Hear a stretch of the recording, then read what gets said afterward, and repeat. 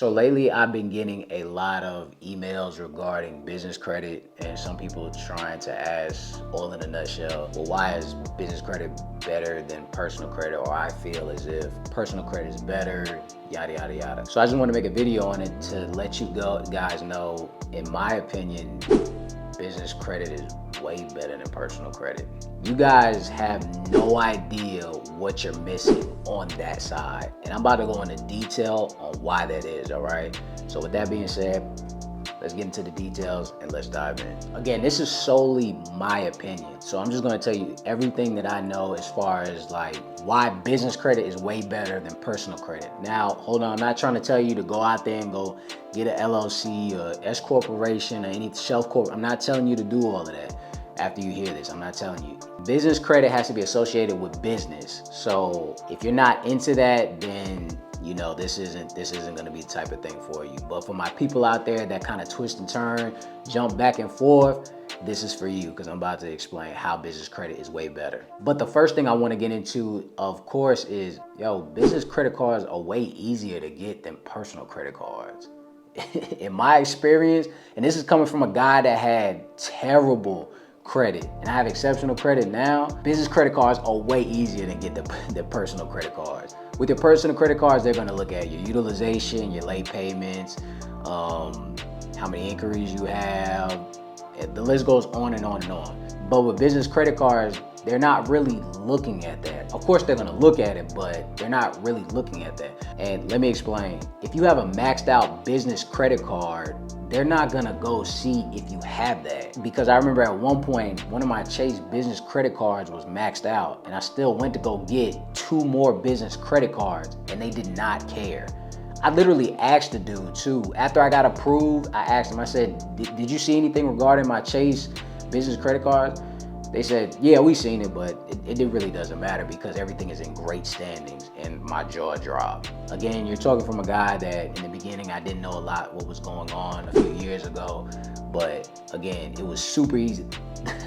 The banker didn't even care. He didn't even mind. He didn't care. He did not care about the utilization on the business credit card.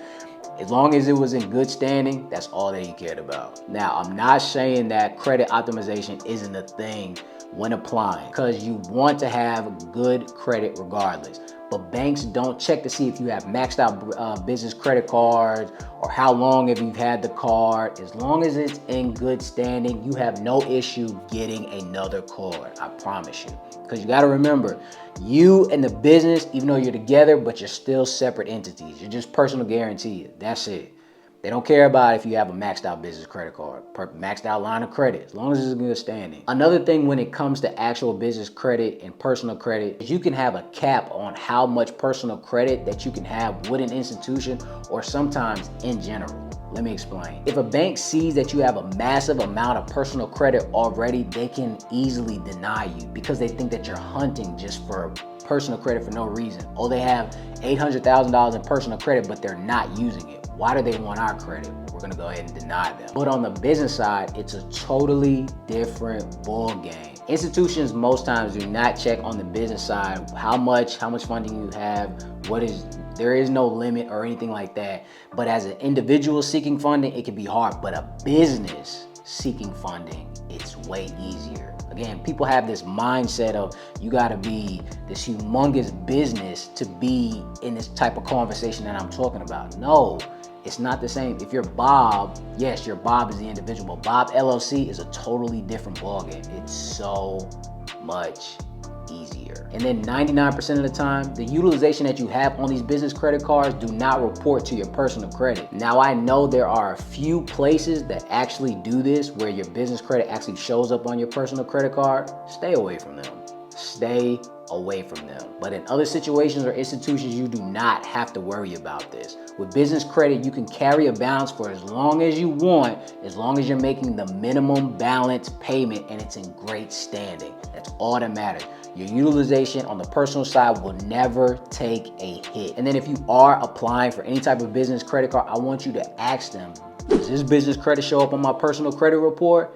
Always ask them that. Even if it says it doesn't, make sure you get it from them directly. No, it does not report to your personal credit. If it does, stop applying. It defeats the purpose unless you want that, but hey, I mean, I'm not here to tell you what to do. But the caveat is, if you default on your business credit card, then it will show up on your personal credit. So don't default.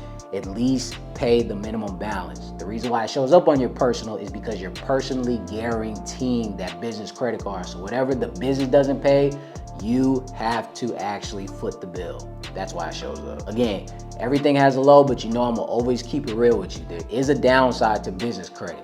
The downside is the interest rates are a lot higher on the business side. They expect business owners to carry a balance, especially when you're starting off. So they're trying to eat off that. So again, especially in the beginning, I know it's gonna be hard, but try to pay those business credit cards off as soon as possible. Unless you have a 0 APR rate for 12 months, 18 months, or anything like that, then you're good to go. But just make sure before you spend $1, have a plan of how you're gonna pay it off before you even get started. And I promise you're gonna be ahead of the game. And if you're looking to get business credit, make sure you pay down your personal credit and have a solid credit profile, and you won't have any issue. And again, make sure that you have your utilization 10% or below. You can't have no 30% or any of that crap that they tell you. 30% is too close to 50%, and 50% is too close to heck no. So with that being said, have your utilization 10% or below on the personal side, and you should have no issue getting business funding. It's funny I have to say this, but I have to let you guys know, guys, in the midst of all this, please have a real business going after business funding.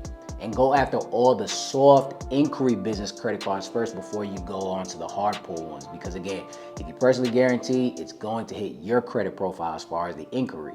So when you're trying to business stack your business credit cards, you do it in that fashion. The soft pulls, then the hard pulls. And again, if you're trying to boost your credit profile and still have great payment history and still thicken your credit profile all at the same time, click the link in my bio. I have major credit boosters down there, and I also have business funding opportunities to get you super massive funding like Uplift or Rock Financial, and I've been getting nothing but good reviews out of all of them. All right, so again, just to let you know, this is all my opinion, but my opinion has not let me down yet when it comes to this situation. All right, so take heed to what I say and do what you can with it, and go get that massive funding. All right.